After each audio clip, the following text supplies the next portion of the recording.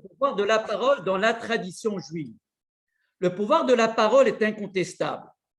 Il se manifeste dans la vie quotidienne par la pertinence que nous conférons volontiers à notre parole et par la confiance qui lui est accordée par ceux qui la reçoivent comme telle.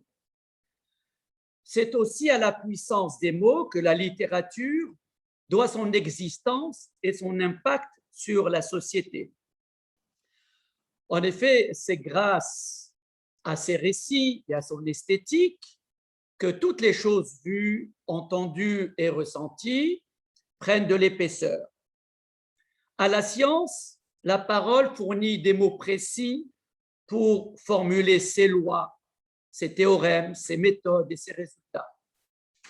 Le pouvoir politique fait usage de la parole pour gouverner et pour expliquer à ses administrés sa gestion des affaires publiques. Tout se passe dans les sociétés civilisées, tout passe par la parole. Pour les religions, le verbe a une fonction cardinale puisqu'il constitue la pierre angulaire de la construction de leurs mythes et de leurs doctrines. Le judaïsme est fondé, quant à lui, sur le récit de la Torah qui restitue fidèlement les lois divines données au Sinaï et l'histoire du peuple hébreu tel que la Torah l'envisage. Le judaïsme est fondé donc d'une part sur la Torah écrite, mais aussi sur le Talmud, le Midrash et le Zohar pour ce qui est de la tradition orale.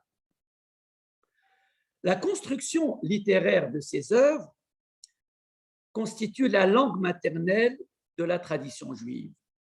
Ce sont ces œuvres qui ont servi de vecteur à la transmission du patrimoine juif jusqu'à notre époque. D'ailleurs, les Juifs sont désignés par le Coran, donc il y a déjà 13 siècles, par le peuple du livre. Parole biblique versus la parole universelle. À la différence de la parole du pouvoir politique dont l'usage est surtout d'ordre utilitaire et administratif, la parole des lettres, des arts et des sciences vise à décrire la réalité du monde. Parce que les objets, les êtres vivants et a fortiori les concepts n'ont d'existence qu'à partir du moment où nous les désignons comme tels par des mots. Sans l'homme et sa parole, l'univers ne serait qu'un vague continuum. Il ne serait que tohu bohu. Tout est là, mais il n'y a rien. Les animaux qui ne sont pas dotés de la parole, mais seulement du langage, ont un regard sur le monde qui relève du tohu bohu.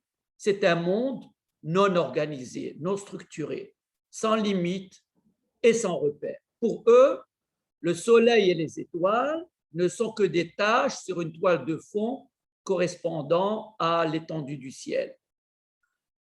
Le train qui passe sur le regard hébété des vaches n'est perçu par elles que comme le serait le passage furtif d'un ovni pour les hommes.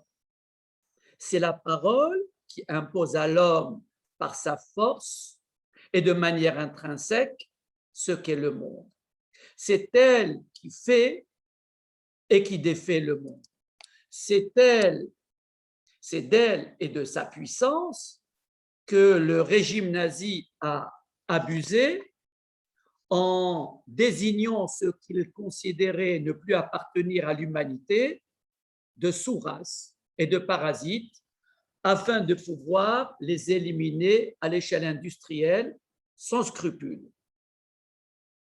Il a ainsi définitivement scellé le destin de millions de malades mentaux, d'handicapés physiques, d'homosexuels, de tziganes et de juifs.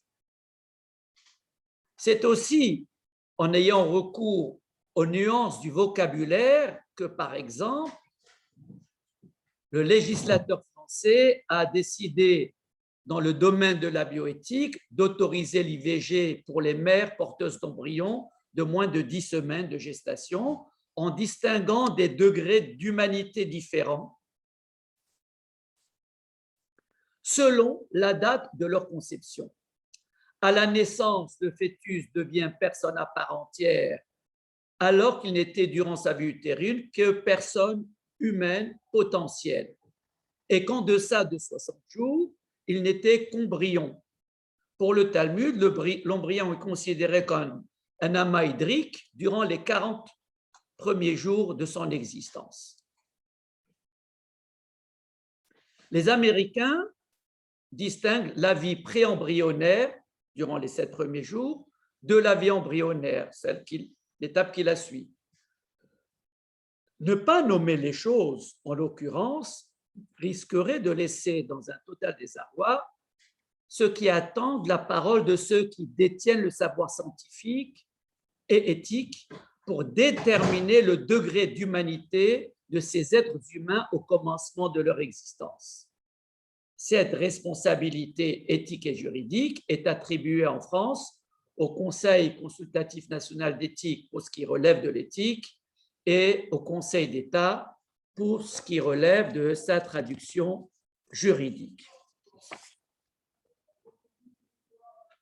Tout ceci est vrai pour la parole universelle.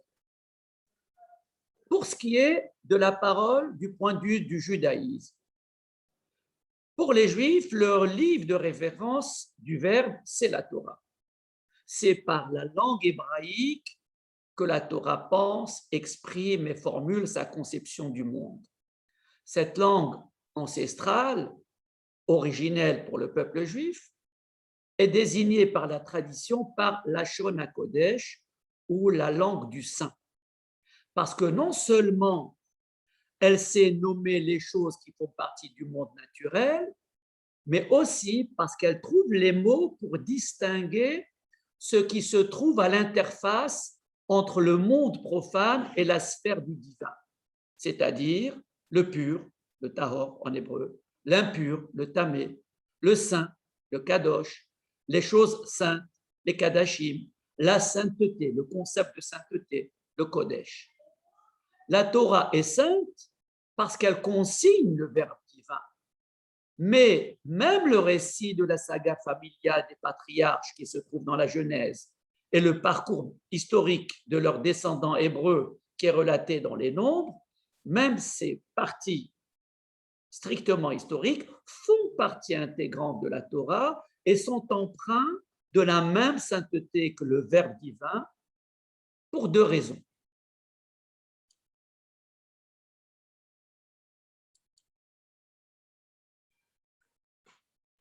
Parce que ce récit vise avant tout à mettre en perspective le comportement éthique de ces personnages. Et parce que le peuple hébreu dont on a l'histoire dans ce livre est le dépositaire patenté de cette sainteté selon le verset qui se trouve dans l'Exode qui dit « Vous serez pour moi un royaume de nobles serviteurs et une nation sainte ». Je dis bien qu'il est dépositaire de la sainteté et non pas qu'il est un peuple saint. Ça, c'est sa vocation. De là à l'être, c'est encore tout son travail et sa raison d'être.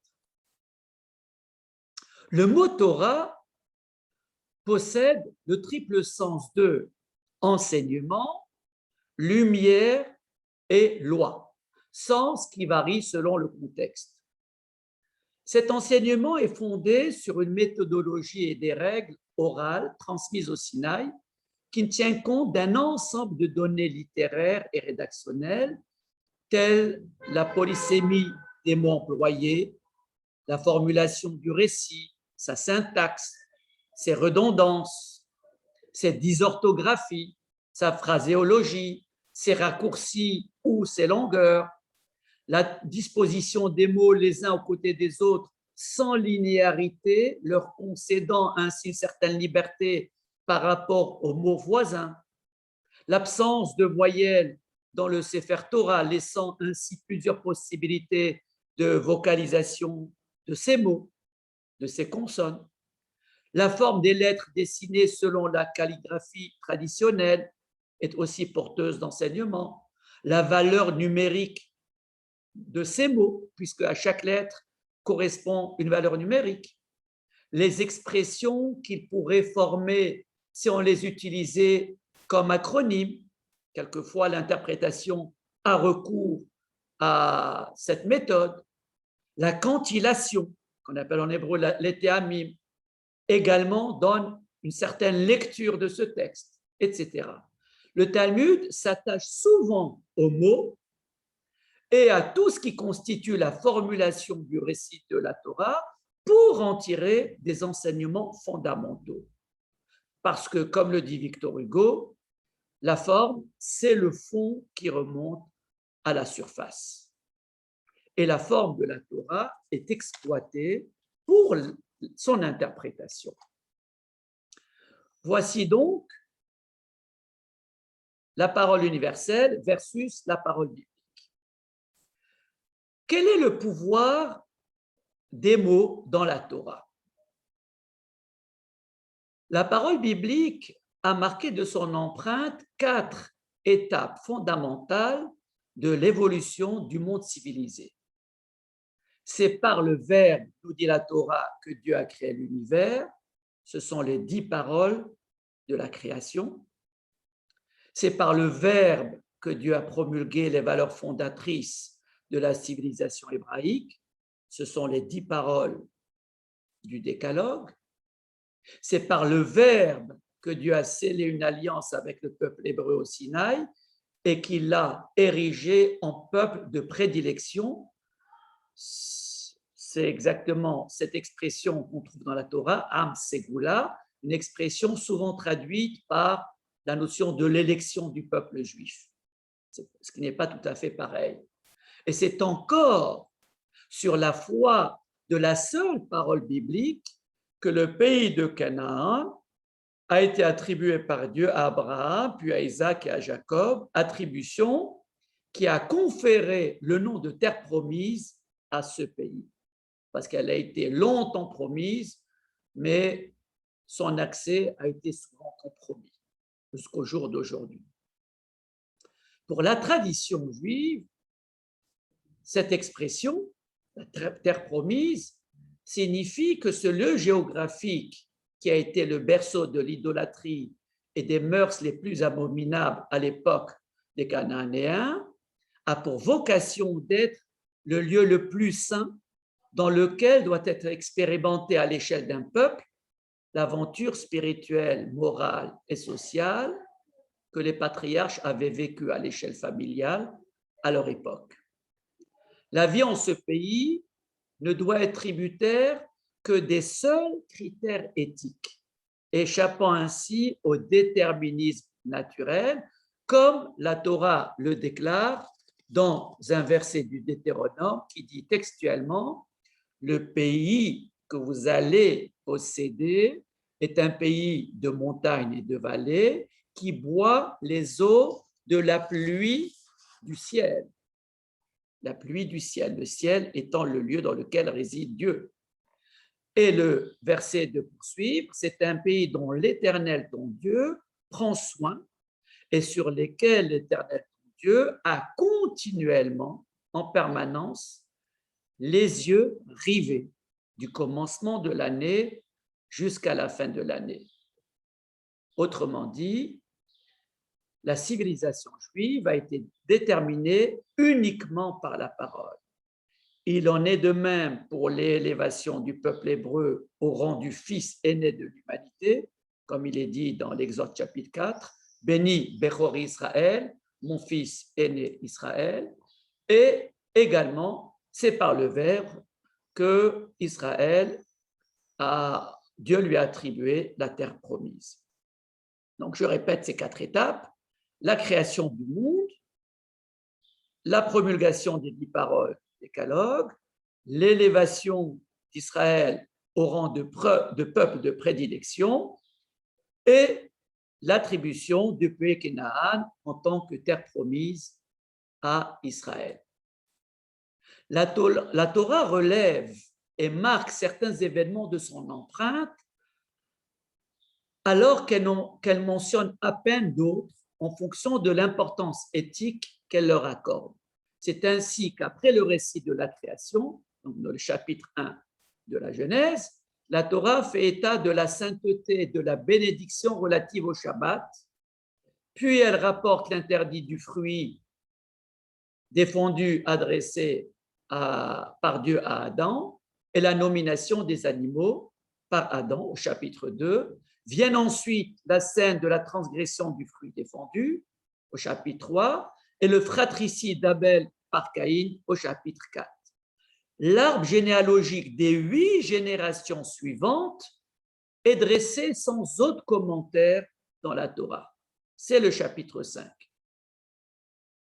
La Torah s'arrête ensuite sur Noé et l'événement apocalyptique du déluge qui a emporté toute l'humanité, excepté Noé et sa famille. Ceci dans le chapitre, du chapitre 6 au chapitre 10. Un seul chapitre est consacré au récit de la tour de Babel et à l'arbre généalogique des 9 générations qui ont succédé à Noé. C'est alors qu'Abraham apparaît sur la scène biblique et que Dieu s'adresse à lui pour la première fois par le fameux Lech Lecha dans le chapitre 12. Suit ensuite l'histoire de la saga familiale des 3 patriarches, Abraham, Isaac et Jacob, à travers les 38 chapitres suivants du livre de la Genèse. Dans ce livre, le pouvoir de la parole se manifeste à travers les diverses bénédictions que Dieu adresse aux patriarches et que ces mêmes patriarches vont eux aussi donner à leurs enfants, chacun selon son dû et son mérite, notamment au moment où ils passent le flambeau de la succession à leur descendance. Voilà donc le pouvoir des mots dans la Torah à travers donc les 4 étapes successives. Venons-en précisément à cette dernière notion de la bénédiction, puisque nous avons évoqué la bénédiction que Dieu adresse aux 3 patriarches et la bénédiction que ces 3 patriarches vont chacun à son époque adresser à leurs enfants. Le pouvoir de bénir, le pouvoir de la parole détenu par le prophète des nations Bilam, qui voulait en faire usage pour maudire le peuple d'Israël et qui n'y est pas parvenu malgré sa détermination, parce que Dieu lui a ôté les mots de sa bouche et leur a substitué des bénédictions. C'est ce pouvoir de bénir de Bilam qui occupe la sidra de la semaine de Balak.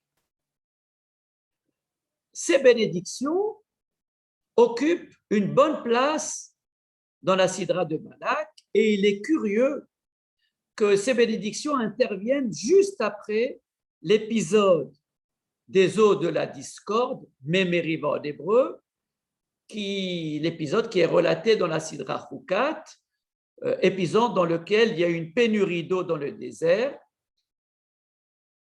Pourquoi cette succession de ces 2 événements est curieuse? Parce qu'à cette occasion, à l'occasion de Memeriva, la parole a fait défaut à Moïse, parce qu'il devait extraire de l'eau du rocher miraculeusement par un ordre verbal, tel que Dieu le lui avait demandé, et qu'il a frappé le rocher au lieu de lui parler. Cette faute va lui être cruellement reprochée par Dieu et lui coûtera d'ailleurs son entrée en terre promise. Cela est d'autant plus regrettable qu'il avait informé Dieu dès leur première rencontre au buisson ardent qu'il n'était pas un homme à parole, lo ish devarim anochi, et qu'il était incirconcis des lèvres, haral sefataim, 2 expressions qui nous révèlent la conscience qu'avait Moïse de la difficulté à faire bon usage de la parole, ou à faire tout simplement usage de la parole lorsqu'il le faut. Cette situation est troublante lorsque nous savons que le verset qui revient le plus souvent dans la Torah est celui dans lequel Dieu charge Moïse de transmettre les lois de la Torah à Israël. Il lui dit « Daber el Bene Israël ». Le sens étymologique du mot hébraïque « navi » que nous traduisons usuellement par prophète signifie précisément porte-parole, porte-parole de Dieu. Et cette parole a été si bien transmise par Moïse au peuple d'Israël que Dieu a témoigné à son propos « De toute ma maison, il est le plus fidèle. Bechol beti ne'emanhu » dans la Sidra de Béalotra. Plus encore, les ultimes recommandations que Moïse adresse au peuple d'Israël à la fin de sa vie. Recommandations qui sont consignées dans le livre du Deutéronome, désigné par Mishneh Torah ou Second Torah. Ces paroles cohabitent côte à côte avec la parole de Dieu, avec le verbe divin qui est consigné dans les 4 premiers livres de la Torah, comme si la parole de Moïse rejoignait par sa légitimité et par sa pertinence la même dignité que la parole divine. D'ailleurs, à l'instar des bénédictions de Bilam à l'endroit d'Israël, la Torah accorde aussi une large place aux bénédictions que Moïse a adressées au peuple d'Israël à la fin de sa vie, dans la dernière Sidra Vezot HaBeracha. Mais à la différence des bénédictions de Bilam, qui faisait un éloge contraint d'Israël, celle de Moïse était empreinte de sobriété et d'amour. Celles de Bilam, qui ont loué la pudeur d'Israël en évoquant la configuration architecturale de leur demeure qui évitait le vis-à-vis, ont été suivies immédiatement par l'épisode de la débauche d'Israël avec les filles de Midian. C'est dire que cet éloge était un double tranchant. A contrario, les bénédictions de Moïse, tout comme celles de Jacob, qui clôture le livre de la Genèse, ont pointé les qualités des diverses tribus, mais aussi leurs défauts. Pourquoi? Afin qu'ils les corrigent et qu'ils s'améliorent. C'est là le sens du mot bénédiction. Bénédiction, bénédicter, c'est dire du bien, certes, mais c'est aussi bien dire les choses en accord avec la vérité. Platon disait que le bien consiste à ne renoncer ni à la vérité ni à l'esthétique. Et l'esthétique, précisément en ce domaine, consiste dans la valeur pédagogique de la transmission de la vérité dans des termes qui soient recevables par leur destinataire. Ce souci de vérité est aussi présent dans le pouvoir de bénir que Dieu confère aux Kohanim, puisque vous savez que la Birkat Kohanim a été instituée par la Torah elle-même. En clôture des 3 versets qui composent la bénédiction des Kohanim, il est dit « C'est ainsi qu'ils mettront mon nom sur les enfants d'Israël, et moi, Dieu, je les bénirai. » Autrement dit, la caution divine est demandée pour que la bénédiction des Kohanim devienne opérante, parce que Dieu seul sait faire concilier le bonheur qui est souhaité au peuple d'Israël avec le bien qui relève du registre moral. Comme il est dit, il est un mal grave que j'ai vu sous le soleil, des richesses conservées pour son malheur par celui qui les possède. C'est un verset de l'Ecclésiaste qui met l'accent justement sur un prétendu bonheur, les richesses, qui peut faire le malheur de celui qui les possède. Et Dieu seul sait concilier le bonheur des hommes avec la vérité, avec ce qui leur convient.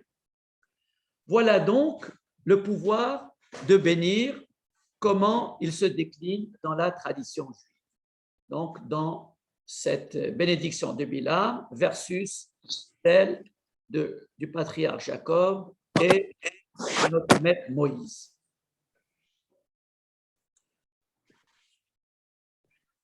Comment la parole est véhiculée dans le récit de la création? Nous allons nous arrêter un instant sur le récit de la création.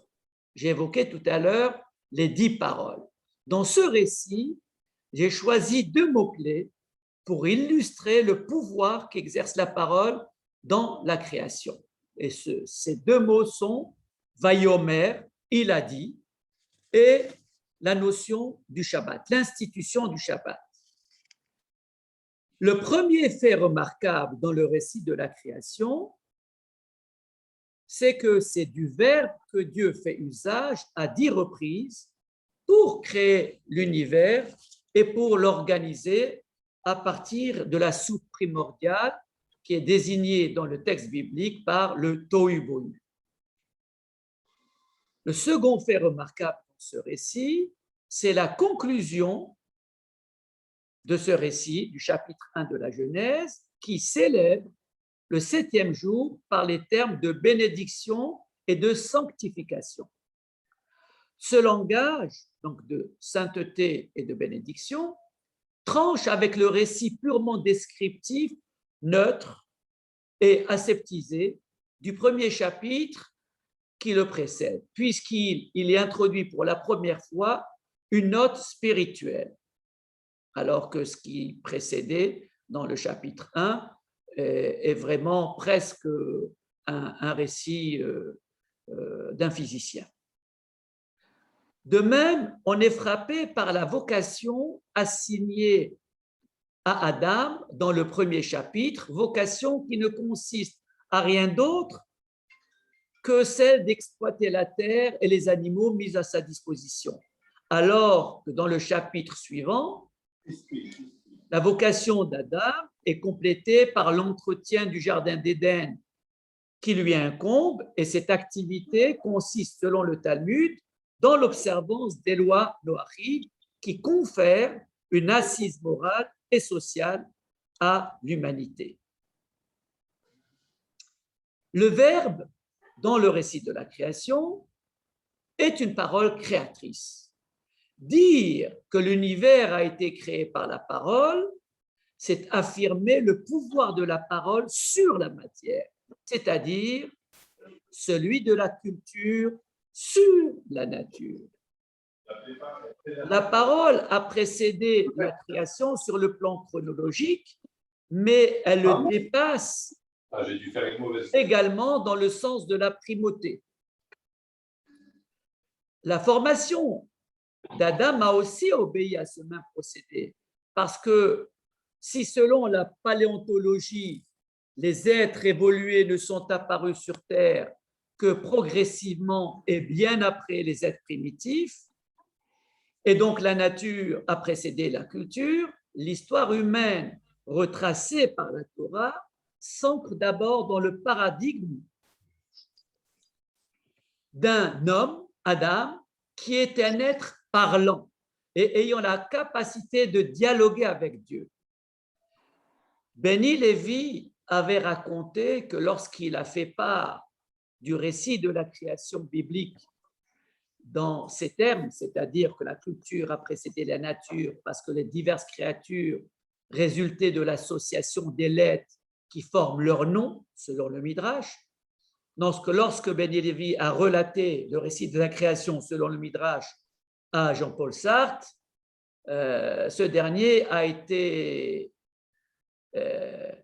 ému et même troublé, parce que Adam est donc un être foncièrement culturel et doté d'une haute spiritualité. Le modèle d'Adam illustre le potentiel infini que possède l'homme pour transcender son existence adamique de glébeux, puisque l'homme a été constitué d'abord de la poussière de la terre, prélevé à partir de la terre. L'homme est donc loin d'être un simple animal pensant, selon la Torah. Cette histoire se poursuit par la décadence de la génération du déluge, qui a été engloutie par les eaux suite à leurs mauvaises mœurs et à la violence, et elle se poursuit également par l'histoire de la tour de Babel, et jusqu'à l'apparition d'Abraham, qui a redécouvert le Dieu originel, celui qu'avait côtoyé Adam 20 générations plus tôt. Ces deux événements, le déluge et la tour de Babel, nous rappellent cette phrase mémorable que Paul Valéry avait déclarée en 1919 après la Grande Guerre, soit 4000 ans après le déluge, lorsqu'il a dit dans La crise de l'esprit, ouvrage qu'il a publié donc en 1919, « Nous autres civilisations, nous savons maintenant que nous sommes mortels. » Parce que le déluge, comme la Grande Guerre, ont montré la faiblesse des hommes qui n'étaient pas capables de vivre ensemble comme des frères et qui sont morts ensemble comme des idiots. Vous avez reconnu une phrase de Martin Luther King. Après le récit prometteur de la vie des patriarches et celui plus sombre de l'esclavage du peuple hébreu en Égypte, l'histoire a connu un tournant inattendu avec le don de la Torah et l'émergence du peuple juif qui a été dépositaire désormais de la parole de Dieu.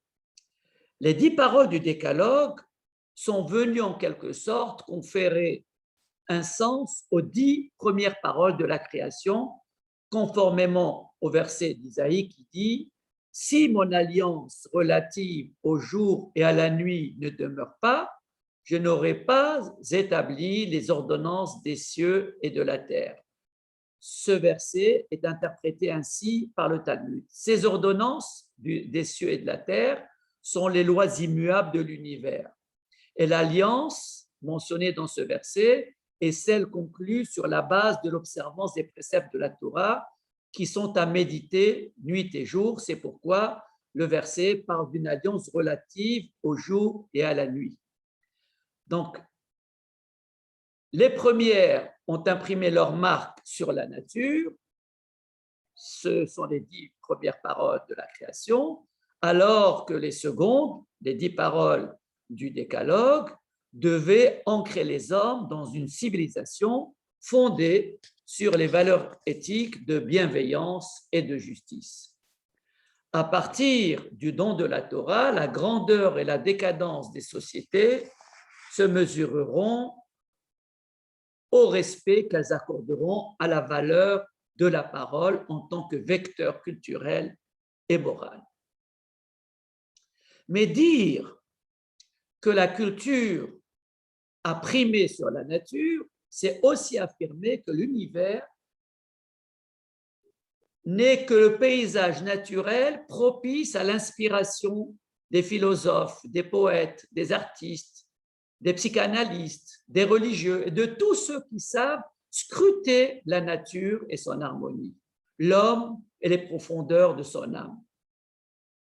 L'univers ne serait que le lieu où s'expriment les concepts, les idées, les émotions et les valeurs fondatrices de la civilisation humaine, parce que c'est là son ultime essence et sans doute sa finalité. Sans civilisation, l'univers serait dépourvu de sens et il serait même absurde puisqu'il ne répondrait à aucune vocation. C'est ce qu'affirme en substance l'Ecclésiaste, qui commence par décliner la vanité de ce monde-ci dans son premier verset, sous toutes ses formes, et il conclut par la réhabilitation de ce monde à une seule condition, et c'est là le dernier verset de cet ouvrage, crains Dieu et observe ses commandements, c'est là tout l'homme. Kizé kola Adam. Cela signifie aussi que l'homme est appelé à collaborer avec Dieu pour conférer à ce monde-ci sa vocation éthique et culturelle, à le parfaire dans un certain sens. C'est ce qu'a expliqué Rabbi Akiva au dignitaire romain Turnus Rufus lorsque il lui a opposé la supériorité de l'œuvre divine sur celle de l'homme pour récuser le rite de la circoncision. Hein?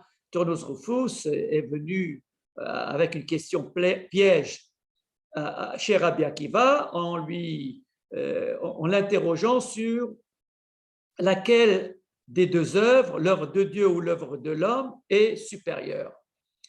Et il voulait par là condamner le précepte de la circoncision, parce que si l'homme a été créé ainsi par Dieu, c'est qu'il a été créé parfait. Pourquoi l'homme viendrait altérer la créature divine par l'acte traumatique de la circoncision? Et donc, Rabbi Akiva lui a répondu qu'effectivement, c'est l'œuvre de l'homme qui est supérieure à l'œuvre de Dieu, parce qu'elle vient précisément la parfaire. Et l'homme est appelé à y apporter la dernière touche, celle qui donne du sens à tout ce qu'il a reçu. Et Rabbi Akiva, d'ailleurs, lui a illustré son propos par l'exemple du blé que la nature produit et que les hommes transforment par diverses opérations en farine pour fabriquer du pain. Voilà donc la parole dans le récit de la création. Évoquons encore la notion du Shabbat, puisque nous avons jusqu'à présent surtout parlé de la création par rapport aux 10 paroles qui lui ont donné possibilité d'émerger, donc les 10 paroles de la création dans lesquelles nous voyons la primauté de la culture sur la nature, puisque le Verbe a précédé la création de la matière, et où les 10 paroles du Décalogue sont venues donner sens à ce monde-là. Venons-en maintenant à cette deuxième partie du récit de la création qui se clôture par le Shabbat. L'éruption du Shabbat au 7e jour de la création contraste donc avec la froideur du récit de la création, parce qu'il y est fait mention de bénédiction et de sanctification, donc deux termes dont l'occurrence et le registre apparaissent dans ce texte pour la première fois. Donc, après avoir été maître d'œuvre et artisan de l'univers en faisant usage du verbe créer, façonner, séparer, féconder, Dieu cesse d'imprimer sa marque à la matière et il crée de toutes pièces le concept du Shabbat, qui est le jour de la cessation d'activité et jour de repos. La bénédiction que Dieu confère à ce jour n'est plus parole créatrice de matière, mais créatrice de valeur, de plus-value, de sens, de couronnement. Est-ce qu'il s'agit de la célébration de l'œuvre accomplie durant les 6 jours de la création, comme le ferait lors de l'inauguration d'un édifice ou du dévoilement d'une fresque? Est-ce que c'est là le sens du Shabbat? Ou bien est-ce la célébration du 7e jour parce qu'il représente quelque chose en soi, quelque chose de nouveau par rapport aux 6 jours de la création? Le Shabbat est une création à part entière. La célébration de l'heure de chaque jour avait été déjà consacrée au jour le jour par le regard scrutateur de Dieu qui a déclaré chaque fois, et Dieu vit que c'était bien. Vayar Elohim Kitov, ou bien à la fin de récit de la création, il est dit que Dieu a vu que tout ce qu'il avait fait était très bien. Tov Me'od. Le Shabbat est donc célébré pour ce qu'il représente en lui-même. Cette pause définitive dans l'œuvre de la création devait célébrer l'acte de retenue qui vise à contrecarrer l'emballement naturel qu'exerce la matière sur l'artisan. Dieu aurait pu être happé, si l'on peut dire, dans son giron, dans le giron du travail et de la matière, s'il ne s'était pas retiré à temps en décrétant le Shabbat. Shabbat devient donc le symbole de la victoire de l'homme sur tous les systèmes qui risquent de le phagocyter, de l'aliéner. Toutes les sciences qui ont trait à la propriété et à la matière, telles que l'économie, la finance, les sciences exactes, la politique, etc., quel que soit le domaine professionnel où elles s'exercent, toutes les sciences peuvent enfermer l'homme dans une vision étriquée du monde. Un temps de réflexion, de méditation et de recul sur la place de l'homme dans le monde et sur le sens de son existence est nécessaire, voire indispensable. Et la pause shabbatique, précisément, est là pour cette finalité. Et elle s'impose pas seulement à l'artisan, à celui qui a les mains dans le pétrin, mais elle s'impose aussi à l'artiste, à l'étudiant de Torah qui pourrait se sentir plus que les autres à l'abri du cercle vicieux des systèmes et du burn-out qu'il pourrait provoquer. L'addiction au travail ou aux bénéfices secondaires que le travail produit est un danger auquel le Shabbat met un cran d'arrêt provisoire, mais concret et symbolique.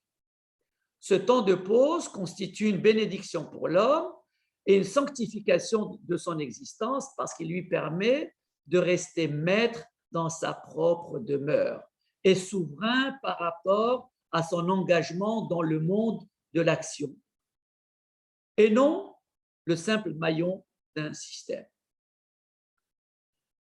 Même lors de l'édification du tabernacle, les travaux de sa construction devaient être stoppés le jour du Shabbat parce qu'ils ne repoussaient pas le précepte du repos de Shabbat. C'est dire que même dans le milieu où on produit des choses saintes, la sainteté peut nous échapper. Parce qu'encore une fois, la sainteté est un état d'esprit qui exige un certain recul, une certaine hauteur par rapport à ce que l'on travaille et ce que l'on produit. Comme l'heure avance et qu'il y a beaucoup à dire, je passerai sur la nomination d'Adam, puisque Adam, c'est Dieu qui l'a nommé, mais Midrash dit que c'est lui-même qui s'est nommé ainsi et que Dieu a apporté simplement sa caution. Et je passerai directement à une dernière notion. Oui, peut-être au nom de Dieu, qui est important, oui. Parlons du nom de Dieu, puisque ce nom de Dieu apparaît dans la Torah sous différentes formes. On va essayer de le saisir, puisque ne serait-ce que dans le schéma Israël, il apparaît à 2 reprises, et je ne suis pas sûr que les gens qui prient tous les jours et qui proclament l'unicité divine sachent ce qui se cache derrière son nom. Précisément, nous allons essayer de lever le voile sur l'énigme de ce nom. Le nom de Dieu apparaît sous la dénomination de Elohim dans le premier chapitre de la Genèse, qui narre donc le récit de la première version de la création. Mais déjà dans le second chapitre de la création, qui apparaît sous une autre version, c'est celui de Hachem Elohim, donc du tétragramme Yud-Heh-Vav-Heh associé à Elohim, qui apparaît donc dans le 2e et 3e chapitre, où on reprend de manière plus détaillée le récit de la création. Et le nom de Dieu tétragramme, Yud-Heh-Vav-Heh, n'apparaît seul qu'à partir du 4e chapitre, qui va faire le récit de la naissance de Caïn et de Hével et l'accueil de leurs offrandes. Le Talmud distingue dans le tétragramme Yud-Heh-Vav-Heh, donc l'aspect scripturaire qui doit être tu. Donc il distingue l'aspect scripturaire qui doit être tu, donc on ne doit pas prononcer ces 4 lettres, de son évocation verbale que nous déclinons sous la forme de Adonai, c'est-à-dire Seigneur, qui se substitue à la lecture des 4 consonnes du tétragramme. Si Adonai peut être traduit par Seigneur, le rendu des traductions du tétragramme révèle l'embarras de leurs auteurs. Parce que la Bible du rabbinat français le traduit par l'Éternel, et elle ne retient donc de ce nom que la permanence de Dieu dans le chronos, ce qui est réducteur de ce qu'est Dieu, alors qu'André Neher rend le tétragramme par l'acronique, en un seul mot, acronique, pour signifier précisément que Dieu est en dehors du chronos et qu'il est en dehors de la temporalité. C'est là où péchait précisément la traduction du rabbinat français qui le décline sous le nom de l'Éternel. Mais en le déclinant sous le nom d'acronique, André Neher le rapporte à son corps défendant lui aussi, paradoxalement au chronos, parce qu'en disant qu'il est en dehors du temps, on le définit par rapport au temps, non pas dans le temps, comme le fait le rabbinat français, mais en dehors du temps, par rapport au temps.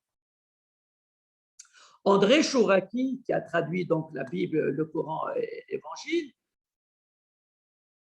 dans sa traduction de la Torah, il rend le tétragramme par le nom et il occulte complètement la racine de Yud et Vav He, et parce que le nom n'est pas du tout un nom.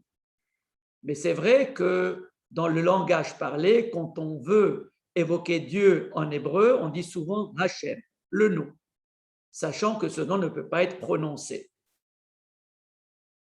Il a sans doute raison donc de décliner sous forme du nom, mais il ne dit rien sur ce nom, d'une part, et il a raison également d'y renoncer parce que l'abstention de la prononciation de ce nom, qui est recommandée par le Talmud, ne signifie pas interdiction, mais elle signifie impossibilité, puisque ces 4 lettres du tétragramme ne sont pas vocalisées. Ces 4 lettres ne constituent pas un mot, c'est simplement la position de 4 consonnes l'une à côté de l'autre. Donc, il n'y a pas moyen de les vocaliser puisque la Torah n'a pas prévu de vocalisation. Et si on devait traduire le nom de Dieu du tétragramme par un mot en français qui serait l'équivalent, ce serait l'être. Pourquoi l'être? Parce que dans le tétragramme, il y a Hayo, He, Yud et He encore une fois, qui est la racine de ce mot qui signifie être, l'auxiliaire être. Et comme dans le nom du tétragramme, en dehors de ces 3 lettres, il y a aussi le Vav qui marque le présent, on peut dire que les 4 lettres du tétragramme peuvent être combinées pour décliner le verbe être au passé, au présent et au futur. D'où l'idée de l'être à l'infinitif et comme substantif. C'est le verbe être, mais c'est aussi l'être, le substantif, l'être. L'être qui signifierait qu'il est à l'origine de tout ce qui est. Vous connaissez le distinguo que fait Heidegger dans l'être et le temps entre l'être et l'étant, c'est-à-dire l'être décliné au présent, le Dasein.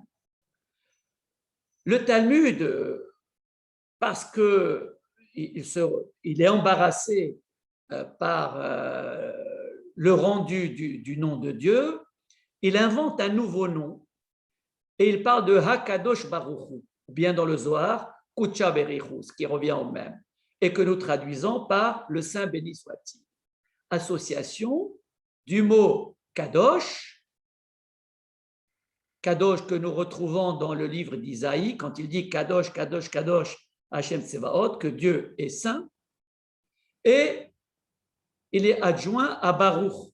Baruch que nous trouvons dans Ézéchiel, dans le verset Baruch Kevod Hashem Mimekomo, Dieu est source de bénédiction de là où il se trouve. Ces 2 termes, Hakadosh et Baruch Hu, introduisent donc les 2 versets de la Kedusha que nous disons dans la prière avec le quorum de 10 personnes. La sainteté à laquelle l'homme est appelé par l'injonction de la Torah « Soyez saints » doit être comprise précisément comme la possibilité de dépassement de l'homo natura de Freud pour sublimer autant que faire se peut notre existence matérielle, le saint de Freud. Et Baruch renvoie à l'idée de la transcendance, puisque, bien qu'essence absolue, Dieu daigne s'intéresser à l'existence humaine et à lui prodiguer sa bienveillance. Voilà une petite réflexion sur le nom de Dieu qui apparaît dans la Torah. Et vous savez bien que le nom de Dieu, tel qu'il apparaît le tétragramme, existe sous la forme d'un nom de 22 lettres, d'un nom composé de 42 lettres, et même d'un nom composé de 72 lettres qu'on appelle le Shem HaMeforach, et que seuls les Kohanim, durant les 3 fêtes de pèlerinage, pouvaient prononcer discrètement au moment où ils bénissaient le peuple d'Israël, et également le Kohen Gadol le jour de Kippour, lorsqu'il est dans le Saint des Saints. Venons-en au dernier aspect du pouvoir de la parole. Je vais m'intéresser maintenant à la parole du pouvoir politique versus le pouvoir de la parole. Le pouvoir de la parole n'a rien à voir avec la parole du pouvoir politique. Le pouvoir de la parole, dans ce pouvoir de la parole, il y a quelque chose d'intrinsèque, quelque chose qui s'inscrit dans la parole elle-même, alors que le pouvoir politique se sert du pouvoir de la parole, l'instrumentalise pour en tirer avantage ou pour exercer sa domination sur autrui. Tout en faisant usage de la parole, du pouvoir de la parole est redoutée par les autorités qui détiennent le pouvoir, qu'elles soient politiques, religieuses ou autres. Même les États les plus puissants craignent le pouvoir de la parole, et ce d'autant plus que le régime est totalitaire. Et pour neutraliser la parole de ceux qui critiquent le pouvoir politique, ce pouvoir n'hésite pas à exercer la censure de la presse ou à emprisonner les journalistes ou les intellectuels qui contestent ses décisions ou ses choix. Souvenons-nous de l'exil de Maxime Gorky au début du XXe siècle, et lors de la révolution de 1905, et plus tard, même en 1917, alors qu'il critiquait les décisions de son ami Lénine. Durant la Seconde Guerre mondiale, la résistance s'est faite aussi par la littérature, et certains prisonniers ont survécu dans les camps de la mort grâce à l'écriture. Je pense à Klemperer, je pense également à Georges Semprin, qui était ministre de la Culture en Espagne et plus tard encore secrétaire général de l'UNESCO. Dans les pays démocratiques, le verbe contribue par le dialogue et les échanges qu'il permet entre les gouvernants et leurs administrés à nourrir la vie démocratique. Mais qu'en est-il du domaine de la religion et du pouvoir? Dans le domaine de la religion, le verbe est omniprésent, comme nous l'avons dit. Il est à la base des textes sacrés et des prières que les fidèles adressent à Dieu, mais il est aussi à la base des bénédictions et des malédictions divines. Et il arrive que des autorités religieuses en fassent usage du pouvoir de la parole pour bénir leurs fidèles ou au contraire pour excommunier ceux d'entre eux qui résistent à leur autorité ou qui contestent leur doxa. La persécution de Salman Rushdie, qui a fait l'objet d'une fatwa de Ayatollah Khomeini en 88, à la suite de la publication de ce roman Les verbes sataniques, illustre bien la tyrannie du pouvoir religieux et le droit qu'il s'octroie pour condamner à mort, sans aucun procès, ceux qui défient sa foi par leur seule liberté d'expression. Dans l'Antiquité, les prophètes d'Israël ont exercé leur mission en sermonnant les oublieux de la parole divine et en leur rappelant l'importance de l'éthique sociale et religieuse. Mais contrairement à ceux qui se servent de la parole à leur avantage, les prophètes d'Israël ont pris des risques et ont été parfois objets de lynchage par la foule qui ne supportait pas leurs critiques. Et d'autres fois, ils ont même été jetés en prison par le pouvoir politique. Je pense là aux prophètes Isaïe et Zacharie qui ont été assassinés par les Juifs qu'ils ont sermonnés et qui ont donc payé de leur vie leur courage. Et je pense également à Jonas qui a préféré fuir outre-mer pour se dérober à la mission qui lui a été confiée, mais il a été rattrapé par Dieu après maintes péripéties que raconte le livre de Jonas. Ces dernières décennies, le poids des médias dont le pouvoir tient aux articles qu'ils publient dans la presse et par la voie audiovisuelle, ce pouvoir des médias s'est accentué. Dans nos démocraties, ces médias ont une mission d'information qu'ils assurent au mieux, mais ils jouent également le rôle ou la fonction de contre-pouvoir politique en dénonçant les excès, les mensonges et la corruption du pouvoir politique en place. On se souvient du caractère salutaire de J'accuse de Zola dans l'affaire Dreyfus, qui a été publié dans le quotidien L'Aurore en janvier 1898 sous la forme d'une lettre ouverte au président de la République française de l'époque, Félix Faure. Le pouvoir de la presse a alors été mis au service de la défense de la vérité et d'un homme qui a été calomnié à tort parce que tout simplement il était juif. Cet article était intervenu à l'époque dans un climat antisémite épouvantable. Lisez un peu l'histoire, la Ligue de l'Action française, la France juive d'Édouard Drummond qui a été publié plus de 201 fois, réédité plus de 201 fois, en témoigne. Mais ce pouvoir de la presse, le pouvoir de la parole que détient la presse, il peut être aussi dévastateur et salir des hommes avant tout jugement et parfois les conduire même au suicide, comme se sont conclus l'affaire Boulin, ministre du Travail en octobre 1979, qui s'était suicidé, ou l'affaire Bérégovoy sous Mitterrand en mai 1993, qui était alors Premier ministre et qui s'était aussi suicidé suite à des calomnies.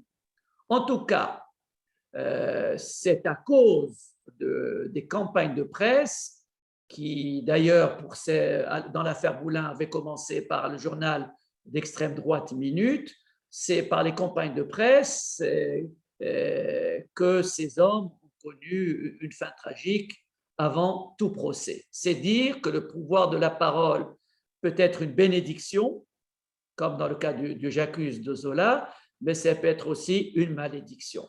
Mais paradoxalement, la libération de la parole, le foisonnement des informations et le nombre croissant des médias ont conduit à la dévaluation de la parole, à la prééminence de la communication et de l'image et à la busocratie. La busocratie, faire du buzz.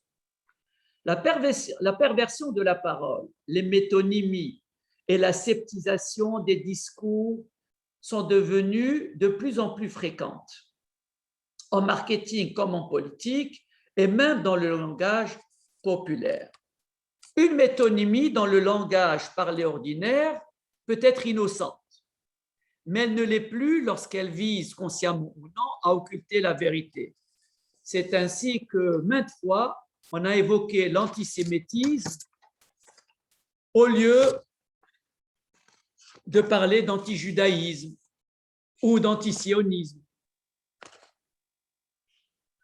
Et pourquoi on a substitué un mot à l'autre? Tout simplement, on se trompe parce que les Arabes, les Maltais, les Éthiopiens sont aussi des sémites. Et on évoque ce terme générique d'antisémitisme pour éviter de nommer la population visée, en l'occurrence, ceux qui sont visés par l'antisémitisme, le plus souvent les Juifs. Mais parfois aussi, on évite certains mots parce qu'ils sont trop chargés d'histoire pour qu'on se permette de les évoquer candidement. C'est ainsi, par exemple, que certains propos ou écrits ont été juridiquement encadrés et qu'ils peuvent donner lieu à des plaintes en diffamation ou en dénigrement. Dans le cas de l'antisémitisme, l'évaluation juridique dépend beaucoup de l'identité de l'auteur et du contexte. Je vous rappelle pour mémoire que le caricaturiste Siné, qui avait tenu des propos ambigus en 2008 sur la fiancée juive du fils de Sarkozy, avait été licencié de Charlie Hebdo par son rédacteur en chef, mais il a été relaxé par le tribunal qui avait considéré que ses propos tenaient de la satire et non de l'antisémitisme. C'est dire qu'on peut avoir des appréciations très différentes en fonction de la personnalité de celui qui a tenu les propos et du contexte dans lequel il a tenu ses propos. En tout cas, le pouvoir politique de la parole apparaît dans la Torah dès le 3e chapitre de la Genèse avec l'intervention du serpent. Il a fait croire à Adam et Ève que l'interdit du fruit défendu n'était rien d'autre que la marque du pouvoir de Dieu sur les hommes. Et c'est ainsi que le texte biblique cite le serpent en déclarant « Dieu sait que le jour où vous en mangerez, vos yeux s'ouvriront et que vous serez comme des dieux connaissant le bien et le mal. » En fait, le Talmud explique que le serpent souhaitait tout simplement leur faire commettre la transgression du fruit défendu afin qu'ils soient évincés de la terre, puisque Dieu leur avait prédit la mort au cas où ils en mangeraient. Et alors, le serpent aurait été seul maître des dieux. C'était là son arrière-pensée. Dans l'épisode de la tour de Babel, le pouvoir de la parole est aussi au centre d'un enjeu politique. C'est celui d'ailleurs qui introduit le récit. Dans le chapitre 11 de la Genèse, le récit de la tour de Babel commence par ce verset. Toute la terre avait une seule langue, elle et les mêmes mots. Safa achat, udvarim achadim. Les mêmes mots renvoient à la pensée unique qui prévalait à cette époque, c'est-à-dire qu'ils étaient sous un régime totalitaire. Dans ce contexte, tout le monde est suspecté d'être un agitateur potentiel. C'est ainsi que même le ciel est perçu par les citoyens de Babel comme un adversaire. C'est pour ça qu'ils disent, et je vous lis le verset de la Torah où ils s'expriment, ils disent « Allons, bâtissons-nous une ville et une tour dont le sommet touche au ciel et faisons-nous un nom afin que nous ne soyons pas dispersés sur la face de la terre. » C'est la crainte de la dispersion sur la terre qui illustre le repli sur eux-mêmes. Le repli sur soi, c'est restons entre nous. Et lorsqu'il déclare faisons-nous un nom, cela renvoie à la mégalomanie à laquelle conduit nécessairement la pensée unique. C'est le propre de tous les dictateurs. Et le remède à cet état de fait a consisté précisément à neutraliser la cause du totalitarisme et de leur repli sur eux-mêmes, à savoir qu'ils avaient la même langue. Et c'est ce qui a conduit Dieu à les éparpiller. C'est ce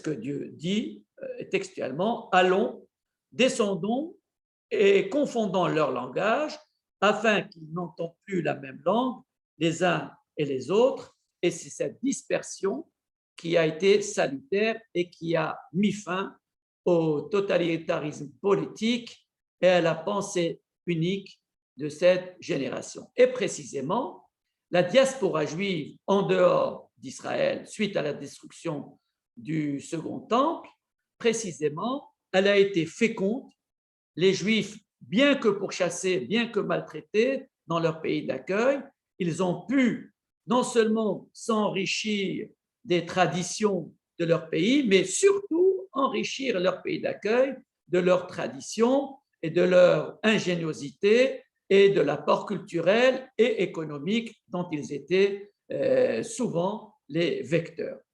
Voilà, chers amis, ce que j'avais à vous dire en 1 heure du pouvoir de la parole. Bien entendu, il y aurait beaucoup à dire, ne serait-ce qu'en commentant la première sidra de Bereshit, sur le nom qu'Adam a donné aux animaux, sur le propre nom d'Adam que Dieu lui a donné, pourquoi Adam a été réduit à la notion de glébeux, puisque Adam vient de Adama, alors que ce qui caractérise l'homme, c'est son humanité, à savoir le souffle divin qui lui a été insufflé, cette intercelle divine qui n'apparaît pas dans le mot Adam, alors que dans le mot homme en français apparaissent déjà la notion d'humanité et d'humanisme.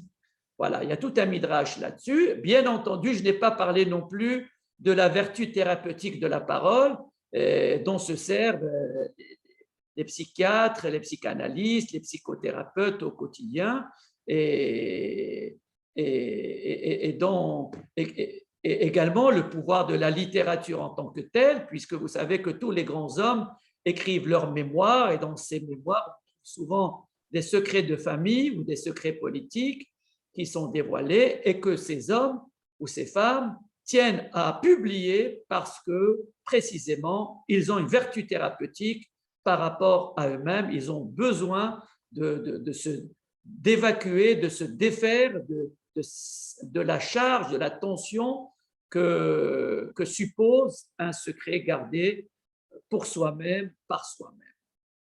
Voilà, chers amis, ce que je vous avais à vous dire à propos du pouvoir de la parole selon la tradition juive.